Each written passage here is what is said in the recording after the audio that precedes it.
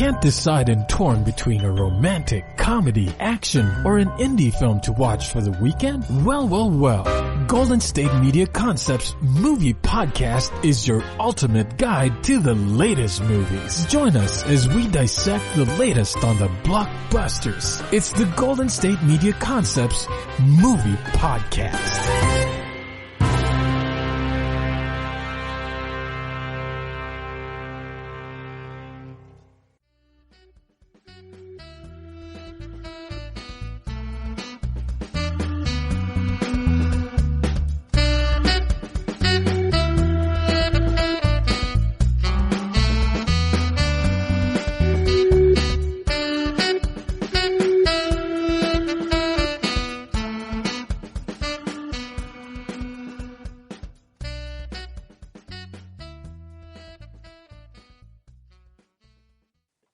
Thank you for tuning in to the GSMC Movie Podcast, brought to you by the GSMC Podcast Network. I am your host, Elizabeth Aaron, and I hope that you're all faring well.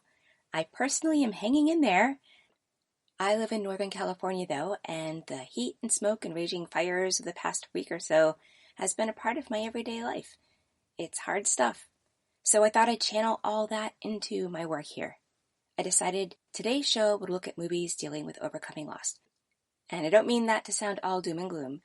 Actually, when there's hardship in these movies, it shows us that characters can work through pain and find their strength, find their human spirit, and get to hope. And that's something that I think we can all use maybe a little bit more of.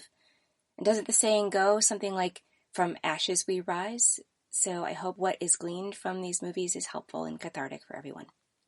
Also, all the movies that I am talking about today, I have seen for a second time now. And not only do they hold up well, but I actually liked them more the second time. And I think when a story holds up like that, especially in a movie where you already know what's going to happen when you've seen it once before, you can tell that it's been well made. So today, I'll be covering, as I said, movies that deal with loss. All of these are streamable on Netflix at the moment. In the first segment, I'll be talking about the movie A Single Man with Colin Firth and Julianne Moore. In the second segment, I'll be giving you my thoughts on 5 Nights in Maine, starring David Oyelowo and Diana Wiest and Rosie Perez. And in the third segment, I'll be reviewing the movie Brain on Fire. And this movie is based on real life, and there's a book out by the same name, which I've actually read.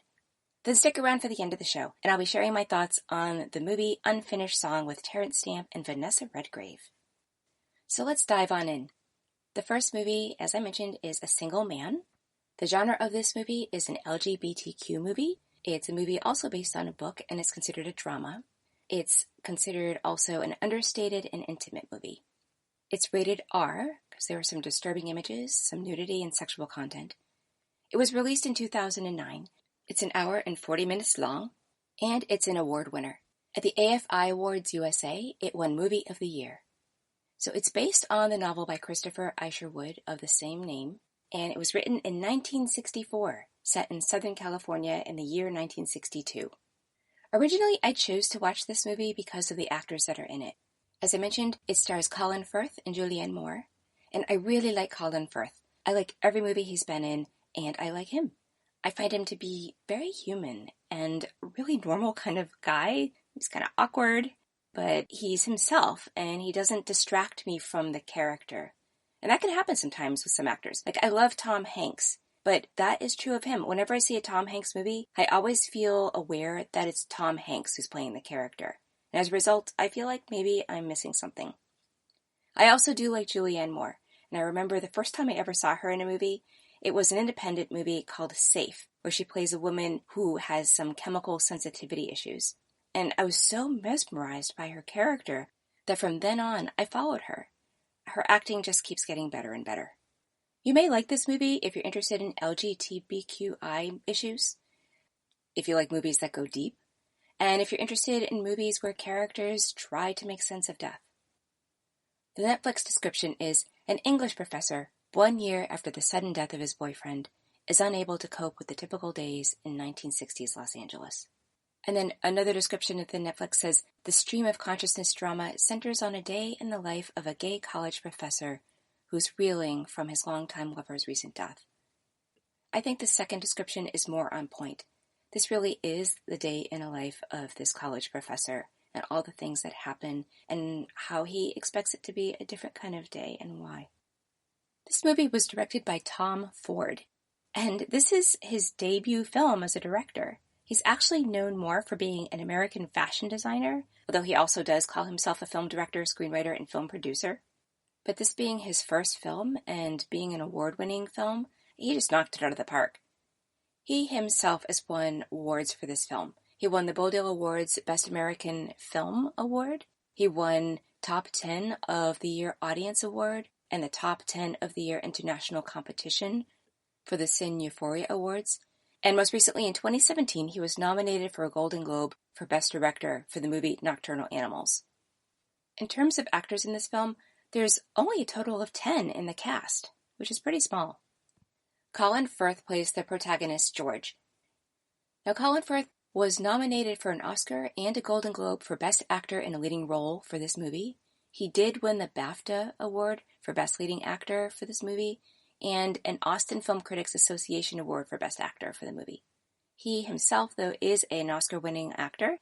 He won Best Performance by an Actor in a Leading Role for The King's Speech, and he won a Golden Globe for that same role.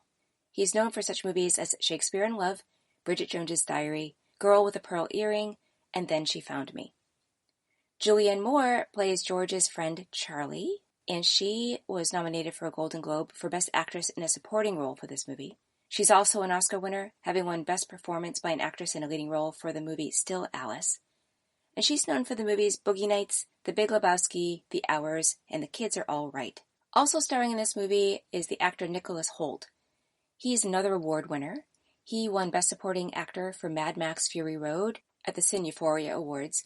He also won as part of a Best Ensemble Performance for The Favorite at the Golden Derby Awards and the Florida Film Critics Circle Awards, Faro Island Film Festival, among others. And he's known for the movies About a Boy, The Weatherman, Clash of the Titans, X-Men Apocalypse, and Tolkien. And the actor who plays Jim, the love interest of Colin Firth's character George, is played by Matthew Goode. He's been nominated for a Primetime Emmy for Outstanding Guest Actor in a Drama Series for The Crown, and he's been in the movies Matchpoint, Brideshead Revisited, Watchmen, and Leap Year. And if you caught my July 14th podcast, I reviewed Leap Year, and he plays a completely different character in that movie and was unrecognizable to me in this one. This movie opens with an image of a naked male body floating in water, and at moments it seems like he was having a struggle. And then we have an image of a car accident in the snow and a body beside the car. And then George, Colin Firth's character, walks into the scene and he lays down next to the body and he kisses it. It's a pretty unsettling description. And what we find is this is actually a dream that George is having, and he wakes up with a start. And he wakes up to the noise of hammering in the background, and his voiceover is saying, "Am and now." And for the past 8 months, he's been waking up very hurt with the cold realization that he is still on this planet. So the scene is set. He's in a dark place. Clearly, he misses his lover tremendously, and every day that he goes through life without him is excruciating for him. He's in deep grief. And we get to see how he's doing and how he is going to handle that grief. Next, we see a row of letters on the floor, and, I was just kind of curious about what that was about. We find out later that these are letters to loved ones that he is seriously thinking of leaving behind. George is highly organized. He's polished and clean, slightly stiff upper lip. He is in Southern California, but he is definitely British, and he knows the part that he's supposed to play. He says to himself in the mirror, just get through the day, as he gets ready for work. And throughout the day, he has these flashbacks of moments that he had with Jim, his lover. And through these flashbacks, we get bits of information that tell us more about George and more about their relationship. We get to see the moment that he finds out that Jim has been killed in a car accident, and we get to see the way that Jim's family treats George. And we see how this affects him, and how his friend Charlie is there for him in his grief, especially after he just learns the news. Now, this being a movie about the day in one man's life, We get to see what his plans are through the day and what is going to happen, what naturally was planned and what is a surprise. In the morning, Charlie calls and George lets her know that he actually is up for coming over that evening. He had originally said no, but he wants to spend some time with her. So we have that to look forward to, seeing Colin Firth and Julianne Moore's characters being together. And then we see him open a desk drawer and take out a gun. So there's some expectation that something is going to be happening with this gun. And then when he leaves for the day, he drives by his neighbors, and it's very clear that he has an ongoing relationship with these neighbors. There are 2 little kids that live next door, and you can tell by the reaction of the kids with George that this is a normal thing that happens every day when he drives by, that they have some kind of interaction. So there's some expectation that these neighbors are somehow involved in George's life. But then things come up that aren't expected. When George arrives at school, there is one student he keeps bumping into. It's an attractive young man, and he is getting closer and more intimate with George throughout the day. He runs into him in different places. He demonstrates his concern when he sees that George has cleaned out his office. And he has even asked the secretary for George's address. And later in the evening, we see that he drops by George's place. There's some interesting chemistry going on there, and there are moments that I was thinking, this doesn't seem right, that the pursuit of this young man for this older man seems a little off, and yet there's something endearing about it at the same time. So I had trouble determining whether I should go with the creepy factor or go with the infatuation factor. In any case, after George teaches for the day, we see some of the other things that he does. He makes a trip to the bank. He cleans out his security deposit box. He goes to a gun store to get bullets for his gun. And then he goes to a liquor store where he's getting a bottle of liquor to bring over to Charlie's. And here he runs into a very attractive Spanish man who is clearly interested in George. These are the major things that happen. And later we see him over at Charlie's. And this is probably my favorite scene in the movie, when George and Charlie are together. And they have ups and downs within their conversation, but they also are such old friends that they can just let their hair down. And there's a point where they're dancing together, which is a riot, and they can have really intimate conversations and be truly, brutally honest with each other. And there's just a lot of great emotion and caring that was very believable in this scene. Throughout the movie, in all of these scenes, what overshadows everything is that clues have been left that George is planning to take his own life. And so we see life through his eyes as if he is seeing everything for the last time. He's cherishing things, he's smelling things and really enjoying the scents. He has conversations with people that seem to them pretty perplexing because they're not things that you would say every day, but they aren't necessarily getting the hint that there's something else that's brewing on underneath. They just think something weird is happening. So all this creates amazing subtext. There's so much richness in this movie throughout the entire thing because we had this overlay of what his relationship was like with Jim, why it was so painful to lose him, why he doesn't really want to continue on in life, and the question remains, is he going to take his life or isn't he? Will he succeed or won't he? It often felt like the student who shows a deep interest in him all of a sudden and appears several times throughout this day is almost this beacon of hope that George can move on to something else, that he can have something to live for. It's like a last resort tease to him. George, you have this possibility. Are you going to stay or are you going to follow your plan? What's actually going to happen? When the day starts, it's pretty clear there's nothing in his way and he is just going to follow through on his plan. But as the day continues, things do come up and it makes him, I think, question a little bit about what he really wants to do. And the end is indeed a surprise. In fact, there's more than one twist in the end, so there's a few surprises. So I'm not going to give it away.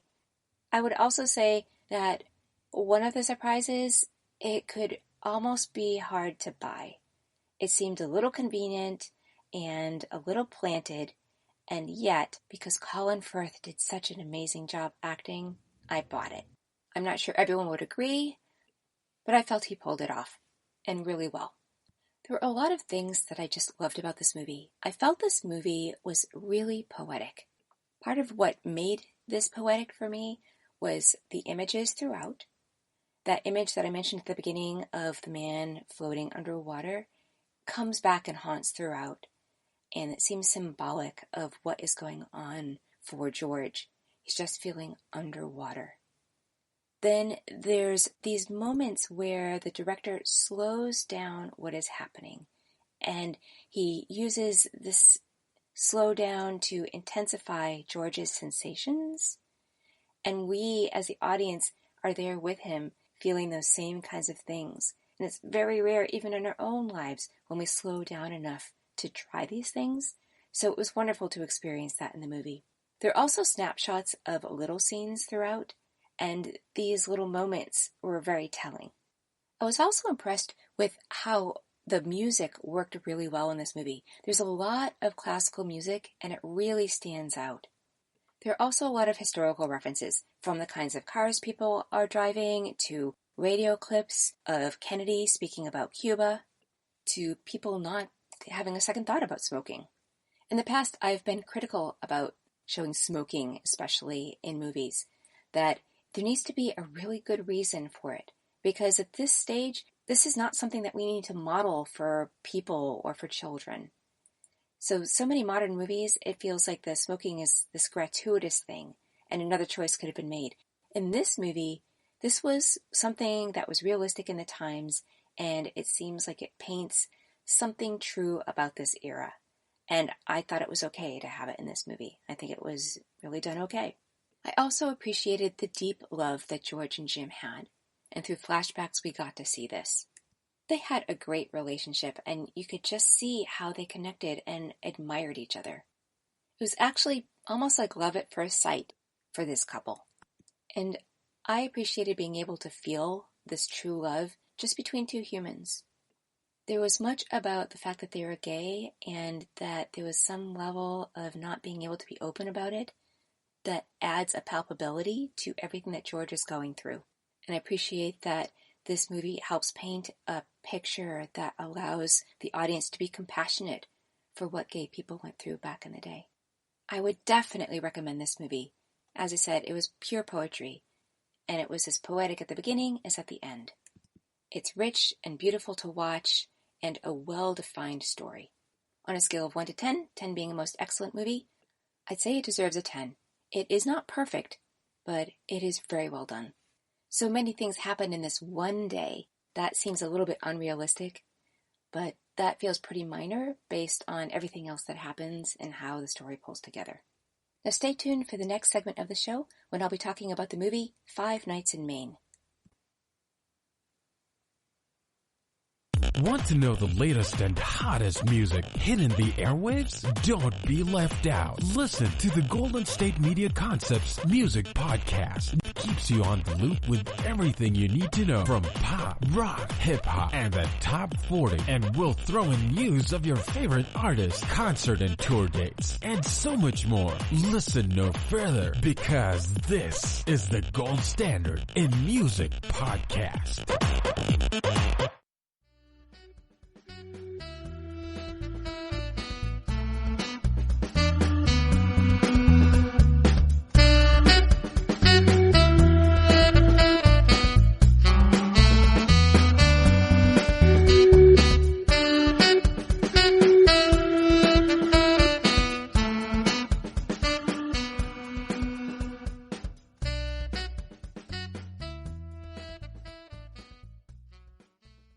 Welcome to the second segment of the show. I'm your host, Elizabeth Aaron, and in the first segment, I talked about the movie A Single Man.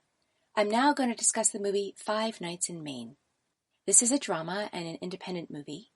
It's described as understated and dark. It is rated TV-MA, MA standing for mature audiences because there's some language and smoking.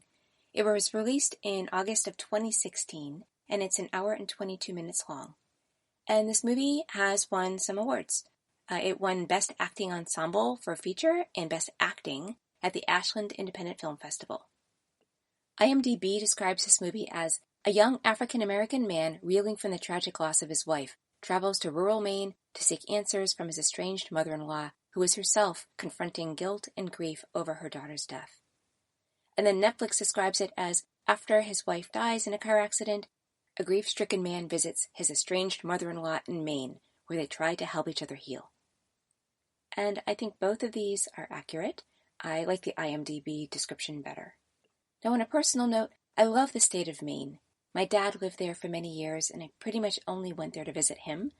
But I'd been doing it for so long that when he moved out of state, I felt a profound loss at not having had a formal reason to go back there.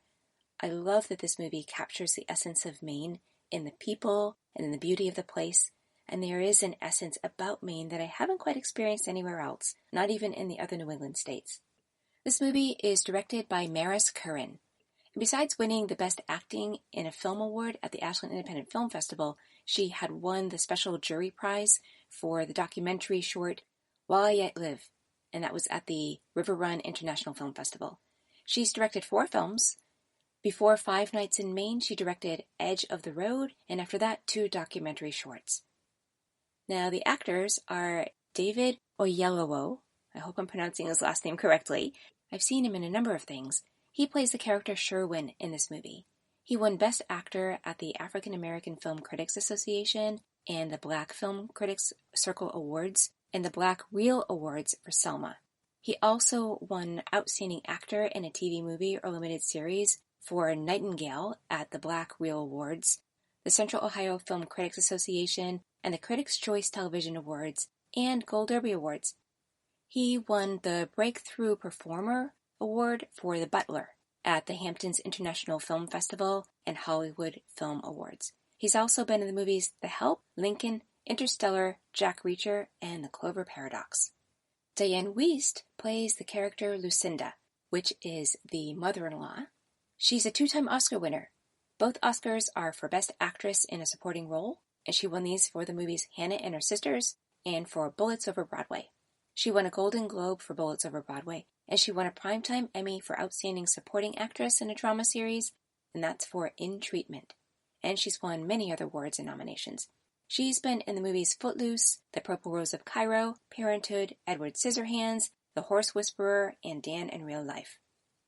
And then the other main actor in this movie is Rosie Perez, and she plays Anne, which is the nurse of Lucinda. She was nominated for an Oscar for Best Actress in a Supporting Role for the movie Fearless. She won Best Supporting Actress for Fearless at the Boston Society of Film Critics Awards, the Chicago Film Critics Association Awards, the Dallas-Fort Worth Film Critics Association Awards, and the Los Angeles Film Critics Association Awards. She has been in the movies White Men Can't Jump, Pineapple Express, and Won't Back Down. And something interesting also about this movie is the total cast in it is 8 people. There are a lot of similarities between this movie and A Single Man. They both deal with the death of a spouse or major love interest.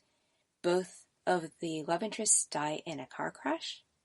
In both movies, the main character is told about the death of their loved one over the phone. So it's interesting to see how their reactions as actors differ. Granted, they're playing different characters, and they are playing different circumstances, different levels of interest and love in their characters. But it's just interesting to see the range of the emotion and response in the face of this kind of tragedy. This movie opens with a really intimate moment between the main character, Sherwin, and his spouse, Fiona. Now, Sherwin is trying to tickle his wife, and she is not having it. Something to note is that he is black and she is white. And next we see her go swimming at a pool, and she's making herself up in the mirror afterwards. And then that day, her husband comes home. He puts on the answering machine. Someone is asking where Fiona is. She needed to be at a meeting that was starting. And the person who left the message said he tried her on her cell and didn't reach her. So then Sherwin tries to reach her, and he gets messages. She even left a message for him saying that, and he picked up a message on his cell phone from her, saying that she thought he was right, that maybe they did need to visit her mom before it was too late. and that she'd call him on her way home. So he does dishes, it's getting late, he didn't get a message from her, and then the police call, and they give him the news that she has passed. We watch him then intimately go through grief and the torture of life without her. He has a sister who comes over and tries to help pick up the pieces for him while he's trying to figure life out. And then he gets a call from his mother-in-law saying that she would welcome him to come up to visit Maine for a few days. No need to call, just show up, that maybe there's an opportunity for some kind of healing. After moving through the initial pain, he decides that he's going to take her up on the offer, and we see him drive up to Maine. When he arrives up there, the first person to welcome him is Rosie Perez's character, again, whose name is Anne, and she's Lucinda's nurse. Lucinda has cancer. And as we find out in much of the movie, Lucinda does not feel well enough always to have major participation with her son-in-law. She didn't expect that he would take her up on the offer to visit. And so their time together is really just a bunch of moments. Now, added to this, to make the story a little more complicated, is that Lucinda and her daughter Fiona did not usually get along. And Sherwin had a bit of a bias about her based on what Fiona had told him about her. There's also this sense that they have not spent much time together because Fiona and Lucinda were a bit estranged. You get this feeling that this is Sherwin's chance to find out for himself if Lucinda was as bad as Fiona said. But it's also a way for him to get even closer to Fiona. He gets to see more about her past, where she grew up, things that he seems to have had limited information about. And as Sherwin stays there longer, we get to see how he interacts with Lucinda and what the reality is. Now, throughout the movie, there is also this underlying theme around whether or not Sherwin and Fiona were going to have children. They had started out planning to have children, and then Fiona went to visit her mother on her own, and when she came back, she didn't want to have children anymore. But Sherwin was not let in on what her reasoning was. He was really upset that she had changed her mind, but now he's learning more information as he goes up there. So for me, as an audience member, in the back of my mind, I kept looking for clues to see if we could solve this mystery around what happened for Fiona to change her mind. There's also an interesting theme with regard to the fact that Sherwin is black. And it's very understated, but he is asked to do certain things. And you can't help but wonder if this has to do with the color of his skin. If Lucinda or Anne would ask someone who was white to do the same work. And Sherwin doesn't say anything, but you can tell he's irked under the surface and that there's something going on with him. And the acting is great because you really feel that. Now, throughout this, it seems like Sherwin and Anne really have bonded. And at moments, I even wondered if they might have some kind of love connection, but it was clearly too soon for Sherwin to go there. Now, I don't know if that was inherent in what the story was supposed to be. It was palpable, though, and I really question whether that is something that would naturally happen, or if it happened just as a result of the chemistry between these two actors. Frankly, it did bother me a little bit, but it was pretty minor overall. I loved the acting in this movie. Because there are so few characters and the scenes were so intimate, and for the most part, the scenes were just between two actors, sometimes three, but mostly just two, it could have been put on a stage easily. But they were given free rein. They could take their time, they could connect, they could follow their instincts. The connections and the emotions were really strong. And I just have to say, as an actor, I was just drooling at the kinds of roles that were in this movie. It just seemed that there was a lot of room for creativity. And the script was very tight. I loved this script. The characters had a lot of depth, they had interesting history, and that's with each other and on their own. I loved the fact that there was one character who was out of his element, and also how that affected the others who were not out of their element. There's just a lot of richness here. Something else I really appreciated about this movie is a lot of little details. At one point, Sherwin sits outside and a ladybug lands on his hand. Another point where he has a mug that has lipstick from Fiona on it. And at another point, he finds a photo of Fiona as a cheerleader, and he had never known that she was a cheerleader, so this gave him something to talk to Lucinda about. These little touches really showed how much care went into this film. Now, in terms of the chemistry between Sherwin and Lucinda, there's a lot of suspicion on both sides, and it seems like there's some level of competition between them about who knew Fiona better and who loved her more. As a result, there's this question on both sides about whether the other person is a friend or a foe, and sometimes they're both to each other. And this makes for a wild ride during this visit. Both characters go through some tough realizations about this situation. There is this reality that Lucinda is sick, and to have her daughter go before her really brings interesting elements to this story. In fact, the first night after Sherwin gets there and he has dinner with Lucinda, I didn't see a lot of grief. And I was really surprised. I would have thought that just upon seeing Sherwin, it would have brought up a lot for Lucinda. And the fact that it didn't just really spoke to me about the kind of character that she was. And I have a feeling it said something to Sherwin, too. Because they are both in this house, which is in very rural Maine, there's no one around, it's really peaceful, they're really in close quarters and stuck together. Yet within the house, there's all these different rooms, and so they still maintain some level of isolation. And that's interesting in and of itself. But as a result, they need to depend on each other to some extent. And there's a point where Lucinda is not well, and it is up to Sherwin to take care of her because Anne has gone home. And this is clearly something bigger than he wants to be dealing with, but he's going to do the right thing. You can see throughout he is a good guy. He shows up and he says the right things and he's thoughtful and kind. And then he grapples with Lucinda, who is not an easy person. There's another moment where Sherwin breaks down at the table. He is just torn up about not having Fiona in his life anymore. And Lucinda just gets up and leaves. It's not exactly clear why.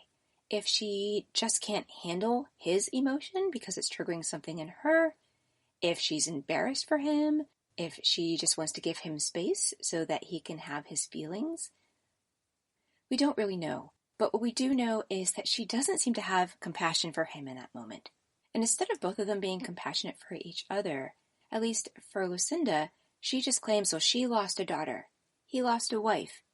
And they clash about that as opposed to coming together and realizing they both love someone who is probably the love of their lives. Throughout the movie, I was wondering where this relationship was going to lead to. Was it going to achieve the kind of healing that Lucinda had originally suggested it might in the phone message she had left for Sherwin? Also, because Lucinda is sick, we know that this may very well be the last time that Sherwin gets to see her. And so it's important that important things get said. And yet it is very real that these words that would be exchanged should have been with Fiona present. In fact, when Sherwin sits at the dining table for them to have dinner, he is not sitting right next to Lucinda. There's an empty chair and space at the table, and it seems like this must have been for Fiona, and it makes her disappearance much more palpable. It's as if they were wishing her to be there. And Lucinda really doesn't have many people in her life. And so this is kind of her shot to say something to someone who knew her daughter probably as well, if not more well, than she herself did. This is a big challenge for her. She has things to overcome within herself to do this, and it is at a time in her life when she herself is struggling. So there's so much richness here. It feels like there's all these strings of different plot points that are intertwined together that bring the aliveness within these characters. And while the topics in this movie around Lucinda being sick and Fiona having died, as well as the issues around interracial marriage, these are tough topics, and the characters are confronted by them. And we see their struggle in dealing with them, and we see them deal with them with their own honesty within themselves, a certain level of authenticity. It was really believable, and you felt like you were with each of the characters every moment that they were on the screen. So I would definitely recommend this movie. It does have its dark side, but I would also say that it's not all completely dark. It even has its comedic moments. At one point, Sherwin had gone through some things and found this little storybook that Fiona had put together, and there was a passage that he read to Lucinda that was just hilarious. And it was great to see them actually have some smiles on their faces around this. All around, it is just a quality movie. And on a scale of 1 to 10, 10 being a most excellent movie, I think I would give this a 10. I really can't say I found any holes in the movie, and I loved watching it. I felt that I wanted just to keep seeing more. There was more and more to eat up. And what I will leave you with also with this movie is that while it is not necessarily super clear about the level of healing that goes on for all the characters, in the end, I think you have a feeling as an audience member that some healing has taken place because these characters have gone through something, have gone through a certain fire together. And perfect segue, speaking of fire, stay tuned for the next segment of the show when I'll be looking at the movie Brain on Fire after the break. Tired of searching the vast jungle of podcasts? Now listen close and hear this out. There's a podcast network that covers just about everything that you've been searching. Hey! The Golden State Media Concepts Podcast Network is here. Nothing less than a podcast bliss with endless hours of podcast coverage. From news, sports, music, fashion, cooking, entertainment, fantasy, football, and so much more. So stop lurking around and go straight out to the Golden State Media Concepts Podcast Network. Guaranteed to fill that podcast itch. Whatever it may be. Visit us at www.gsmcpodcast.com. Follow us on Facebook and Twitter and download us on iTunes, SoundCloud, and Google Play.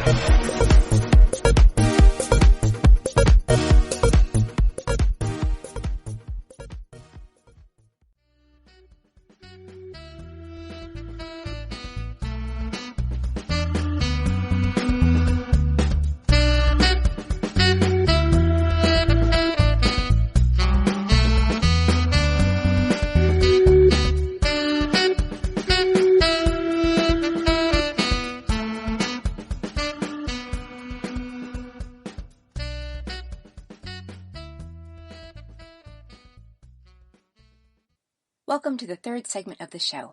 I'm your host, Elizabeth Arryn. In the last segment, I talked about the movie 5 Nights in Maine. I'm now going to discuss the movie Brain on Fire. This movie is based on real life, and it is also based on a book by the same name. The book was written by Susanna Cahalan, who is also the protagonist of the movie. The description label is that it is an intimate movie. It is rated PG-13. There are thematic elements, language, and some brief nudity. It was released in 2016, and it's just under an hour and a half. He is an Irish director, and he won the Rising Star Award for a movie called Pilgrim Hill through the Irish Film and Television Awards. He also directed the movie Glassland, and he's directed episodes of the TV miniseries Small Town. But he looks like he's pretty much a beginner.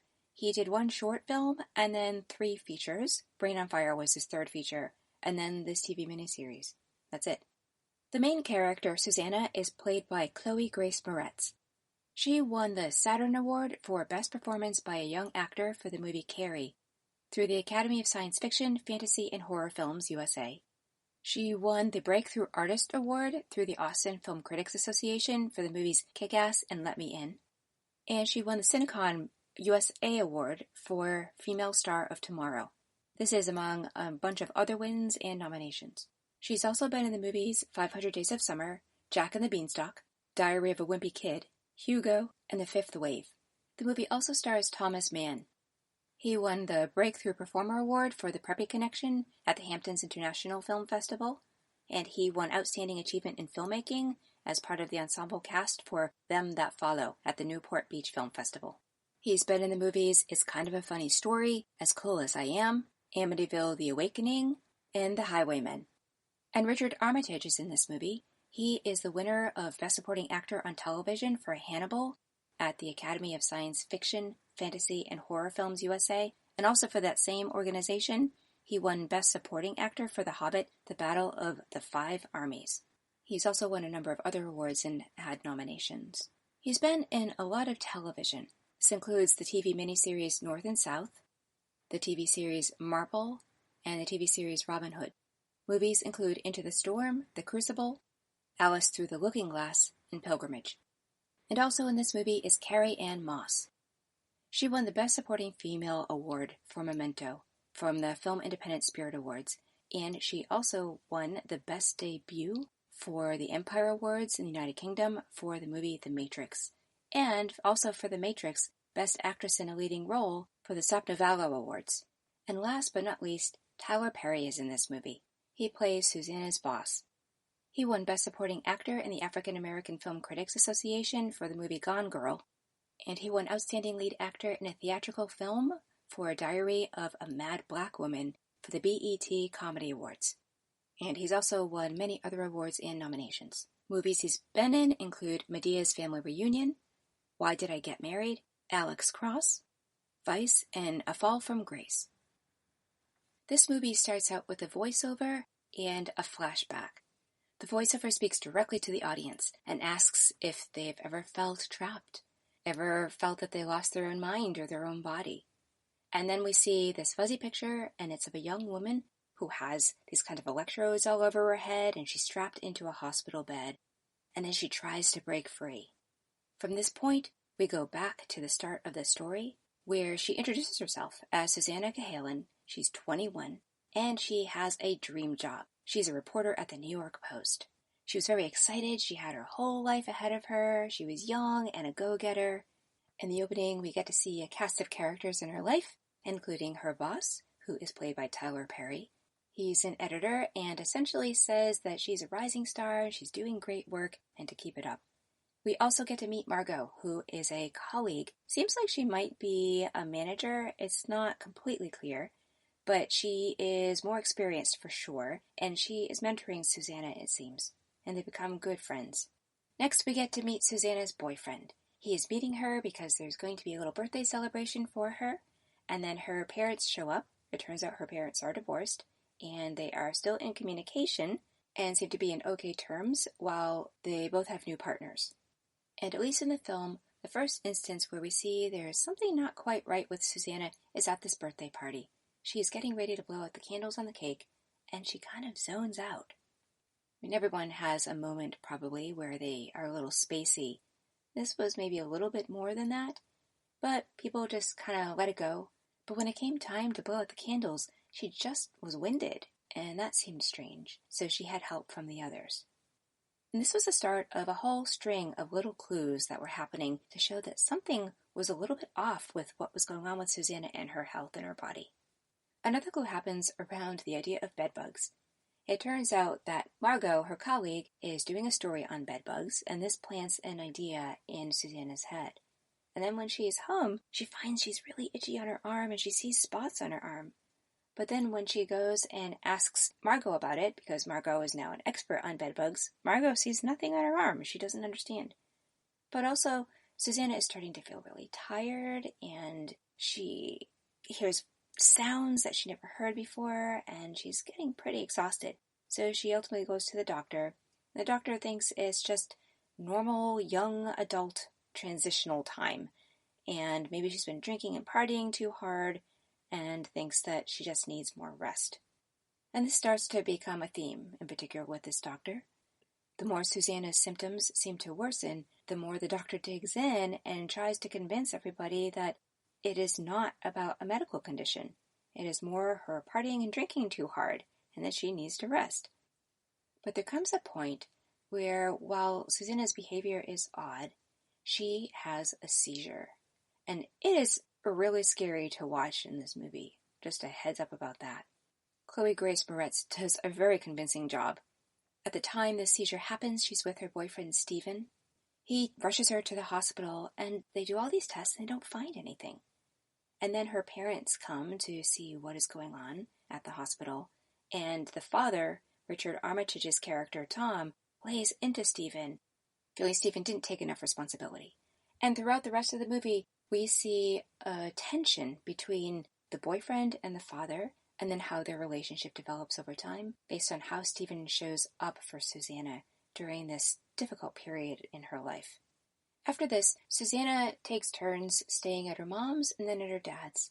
And she is getting more and more difficult. She's argumentative. She's seeing and hearing things that don't seem to exist. There's a point where she goes back into the office and she makes a scene. It really seems like she's had some kind of psychotic break. Her parents finally insist that she be put in the hospital so they can figure out what is going on. The trouble is, in the hospital, do all kinds of tests on her. Everything comes back negative. They cannot figure out what's going on. The doctors seem to want to pin it on some psychological disorder, but the parents are holding the line and holding them accountable to doing the right thing because it's clear that there's something physical going on with her. She has had the seizures. And as time goes on in the hospital, she is less and less interactive. She becomes catatonic. The muscles in her hands start atrophying and getting stiff, can't really move. As her boyfriend says, he knows her spirit is in there. It looks like it's trying to get out, but she's stuck in her body. He explains this to one of the doctors, and she starts having more of a conscience around what they can do for Susanna. Also, the parents meet with 3 doctors who have been on top of Susanna's case, and they essentially say they don't know what else to do. They've done all the tests. They think probably the best thing to do is to have her put in a psych ward, and the parents insist that is not okay.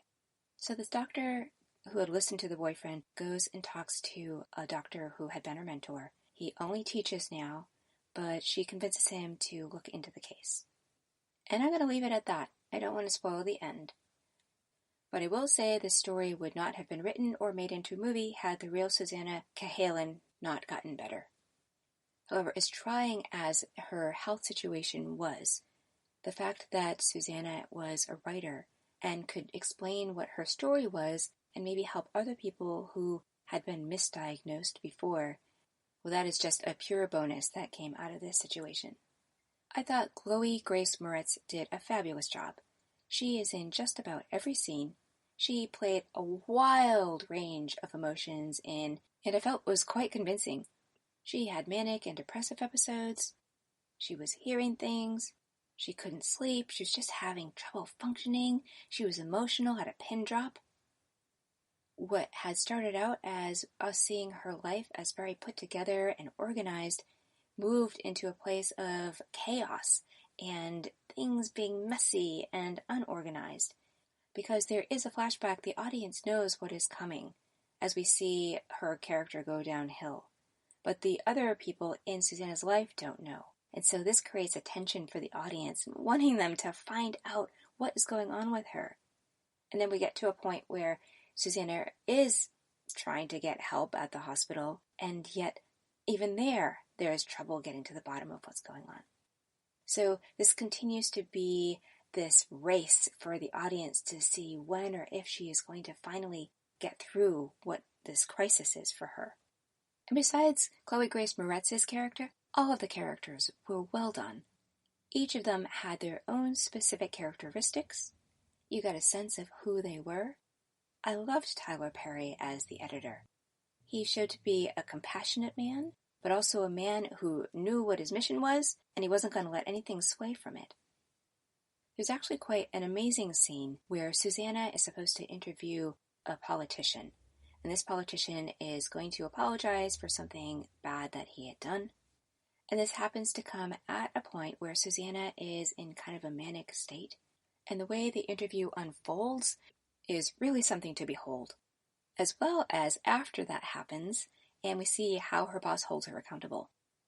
I felt her colleague, Margot, played a wonderful character. She had a pretty small role, but we got to see how she interacted with Susanna before, and then how she interacts with Susanna as she goes through changes, and then she goes to visit her in the hospital. And it is just a very touching moment. And so at the top of the podcast, I talked about how these are movies of loss. And this indeed is a movie of loss. We get to see Susanna lose herself within her own body, and all the people around her lose her and want her to come back. And they are praying for some kind of medical miracle that's going to do that. And in terms of the other actors, they all did a great job. I would say, though, for me, Carrie Ann Moss's role as Susanna's mother was a standout role. I felt she did a fabulous job.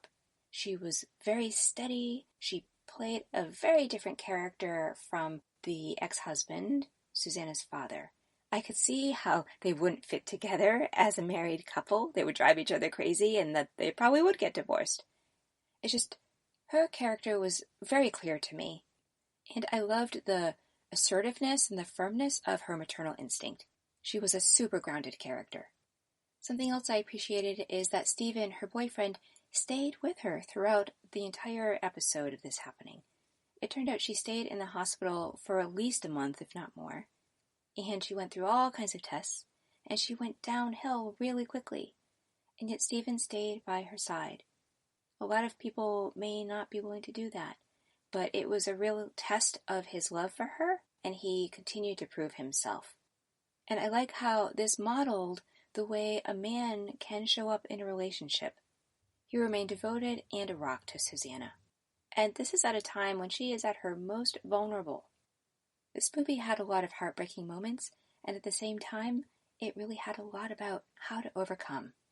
And this was especially seen in the parents, how they would not accept what the doctors were saying. The parents, even though they were divorced, chose to have a united front on behalf of Susanna, and they held the doctor's feet to the fire and told them that their job was to get to the bottom of what was going on with Susanna, and anything else was not acceptable. I think so often in hospitals, with medical care, there's so many patients, you really have to advocate for yourself. And in this movie, seeing the parents do this, it was really a great role modeling as well. And Susanna showed herself to be a really brave young woman. At 21, I could see how she wouldn't know what was going on with her. And she was in the middle of this storm, and she needed to depend on a lot of people around her to figure it out. She tried herself by going to a regular doctor, but her regular doctor did not pick up on any severe issues. And to his credit, he had her get an MRI, but it also came back negative. This health issue was just a really tough one to crack. I felt the screenplay was also well done. It was written by the director, Gerard Barrett. When it comes down to it, there isn't actually a lot of action in this movie. We get to see Susanna kind of deteriorate throughout the movie. And it can be difficult to figure out how to craft a story in such a way that it's going to maintain the audience's interest. By including flashbacks and holding out the carrot of what is going to happen to Susanna, I think this script really succeeded. I would definitely recommend this movie. I can't say I found any plot holes in the movie, and that's always a good sign. I found the acting was really great, a really great story.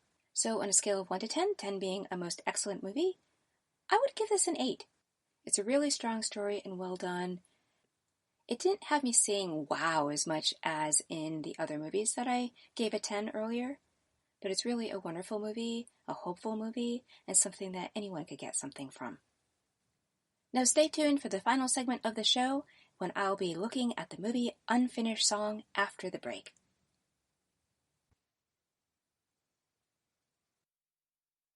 Watching TV has changed over time. Streaming has become the new norm. That's why Golden State Media Concepts television podcast dives headfirst to the world of cord cutting. Want to be on the loop of what's hot in Netflix? Or if it's not a preference, what about original shows in Hulu? We've got you covered. Join us as we fill in the blank and talk about movies to stream and what show you should be binging. This is the Golden State Media Concepts television podcast.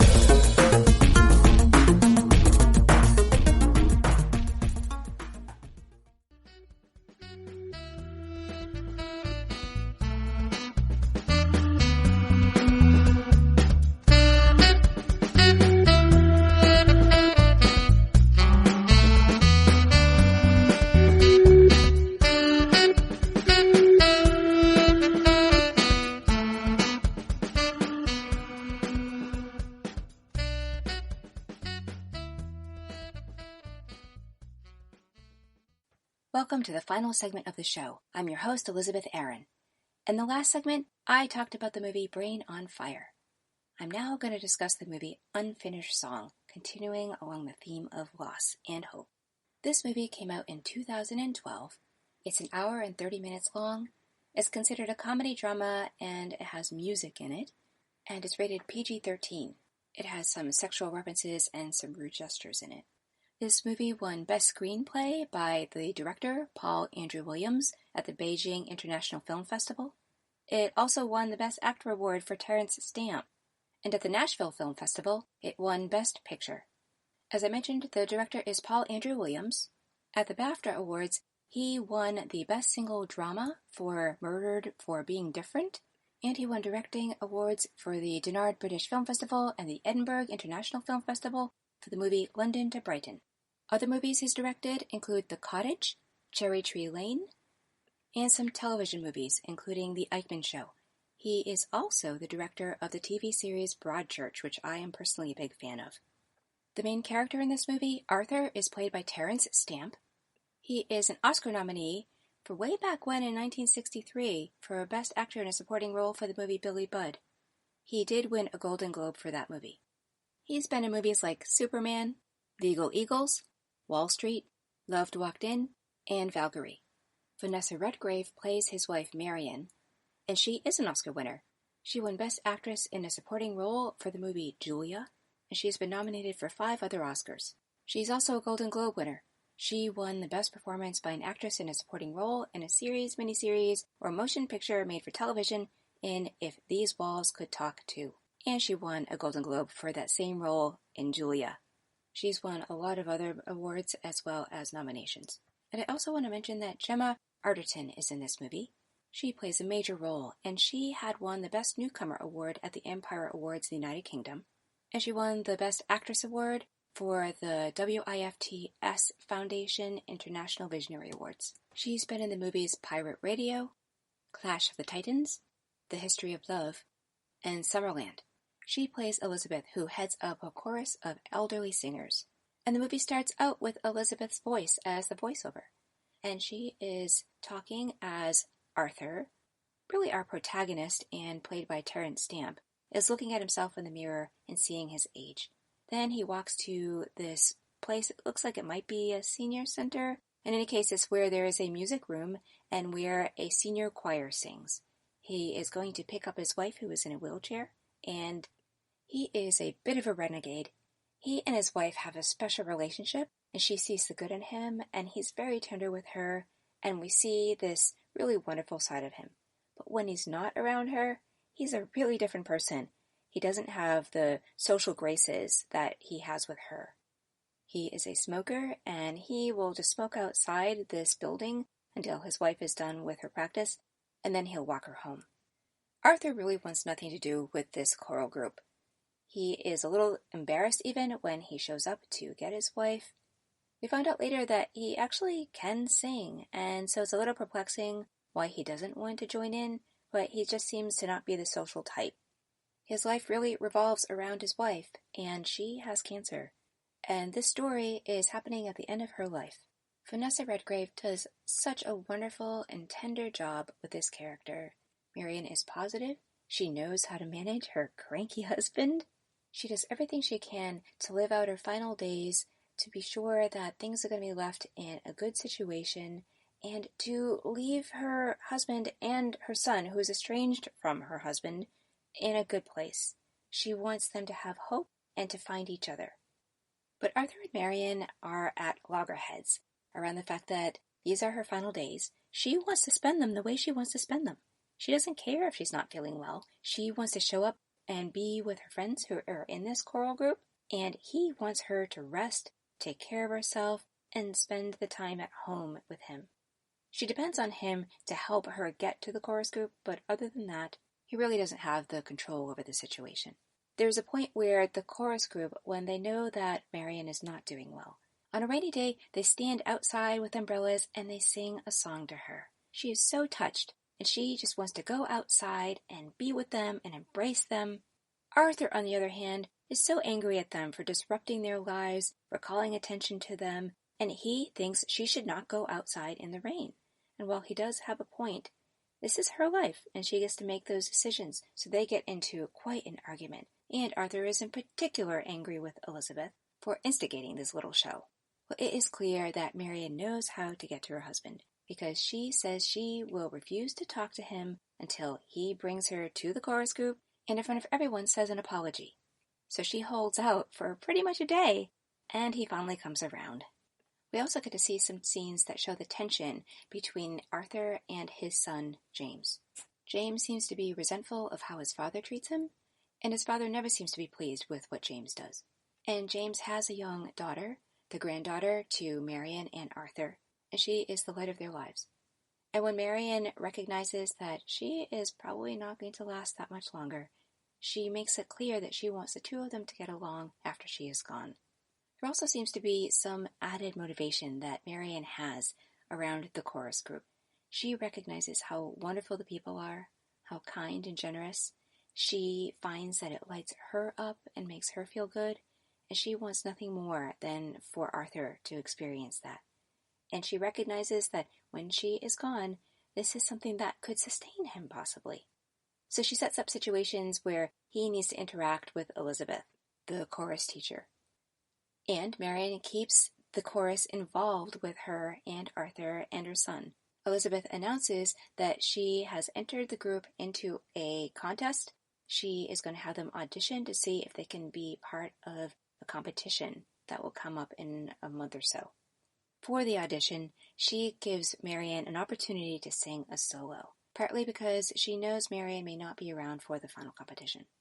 Arthur and James come, based on Marian's request, but the way that they show up is not in the best of moods, nor are they getting along very well. And even though Marian sings her solo and melts everyone's heart, and the chorus does pass the audition and is going to be in the competition, James and Arthur continue to be at odds. And as expected, Marian does pass away, and we get to see whether or not her wish will come true. Will James and Arthur finally see eye to eye? Is it too late or isn't it? How will this affect the granddaughter? James and Arthur both grapple with the loss of Marian. For Arthur, because his world revolved around Marian, he doesn't have a whole lot to do.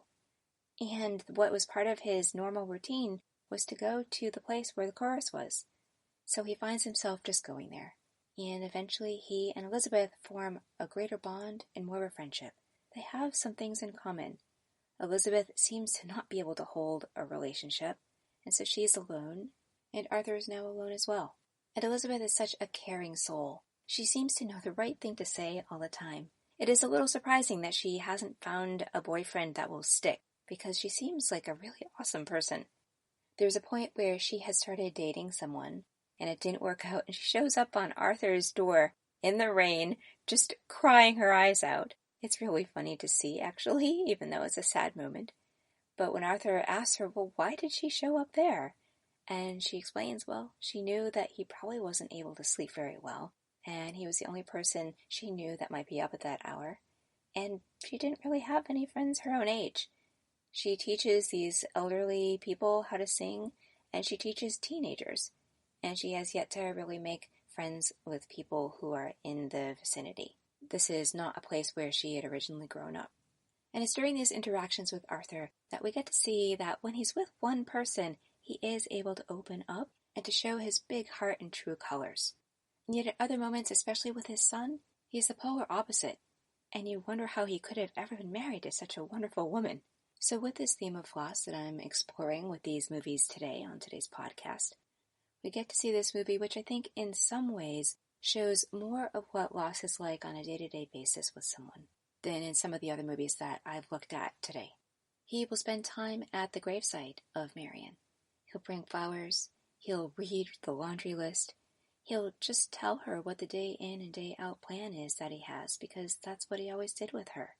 He doesn't know how to carry on without that. And so, dead or alive, that's what he's going to do. But as he befriends Elizabeth, he gets his courage up more and more, because his need to be with someone who cares about him gets stronger and stronger over time. And Elizabeth is a very safe person, and someone who gives him lots of space. She respects the fact that he was Marian's husband, and she knew Marian pretty well, and she gets that Marian really loved him and would have picked someone that was very good for her. So eventually, guess what happens? Arthur starts participating in the chorus. And he decides that he is going to participate in the competition. But a bunch of things happen where we're not sure if he's actually going to show up or not. And then we're also not sure if the competition is going to go on with this particular group being in the lineup. And we're also not sure if Arthur and his son will ever see eye to eye again. All of these are the key questions that keep us moving along, keep us interested in these characters, and wanting to find out what happens. I thought the acting in this movie was terrific. I felt especially Terrence Stamp and Vanessa Redgrave hit it out of the park. They really had such a great rapport. I believed that they truly could have been married. These two actors display the intimacy that was between them very effectively.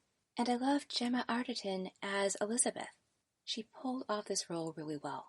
She really was one of the lead characters, and she is matter of fact, down to earth, very teacherly, and yet she has this sort of awkward inferiority complex kind of thing about her, at least in terms of her love life. All of these characters were really well crafted. The son did a great job as well. James was played by Christopher Eccleston, who is mostly known for television, including Doctor Who, Safe House, and The A Word. All of the characters had nuances and quirks, and it really made them seem like real people. And this is a really great story. It is the story of a family, and it is about music and how music can really make a difference in someone's life. It is a story of loss and how when one person is kind of the glue of the family, what has to happen in order for the family to come together and still be able to stick together. I felt the story held up well. I didn't really find any holes in it. I'm not sure that it was all 100% believable in some respects, but for the most part, I just went with it, and there wasn't anything that stood out to me that was super unbelievable to make me question it and to throw me off track while watching the movie. And there were some really touching moments where there is singing. When Vanessa Redgrave's character Marion sings when her son and husband are there at the show for the audition, wow, it was very powerful. And then there is a point where we actually get to see Arthur sing, and it was equally as powerful. And I love that it was more the meaning behind the songs than how perfect the songs were sung. The perfection and singing as if they're a really skilled singer really didn't matter. It was the place that it was coming from that made a big difference and touched people. I did think it was believable how Elizabeth and Arthur struck up this friendship. When Marion was gone, there was a reason for them to bond. Probably more so for Arthur, but Elizabeth needed someone to care about and to take care of, because she wasn't really able to create that for her own life at that time, and she couldn't take care of all the seniors, but Arthur was the one that was in the greatest need because his wife had just passed away. And so it was great for her to step in and help out, and it made a lot of sense that she would be the one to do that. On the other hand, Arthur, with this void of Marion, he also needed to connect with someone, likely a woman who would be able to have empathy and who he could relate to in a way that he might have related to with Marion. It wasn't outright stated, but I wouldn't be surprised if Elizabeth and Arthur had met and they were around the same age, that there would have been some kind of spark between the two of them. So I recommend this movie. While there is loss in it, there is, I would say, a lot of hope in this movie, maybe more so than in some of the other movies that I've talked about today. It felt like the positivity of Marion's character finally did rub off on the other characters, and this is something that we see in terms of the hope that comes alive at the end. So, fun movie, even though it is about some serious topics.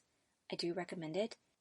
And if you like music, this adds a whole other element to it. And in fact, there's even quite a bit of humor in this movie, in particular by the choices of the songs that these seniors sing based on what Elizabeth recommends. These are songs that mostly people would be shocked to see older people sing, and that is just really fun. So on a scale of 1 to 10, 10 being a most fabulous movie, I think give this movie an 8. It was really wonderful. It was a fun movie, and at the same time, I feel like it didn't knock my socks off, but I would say seeing it the second time, I liked it better the second time.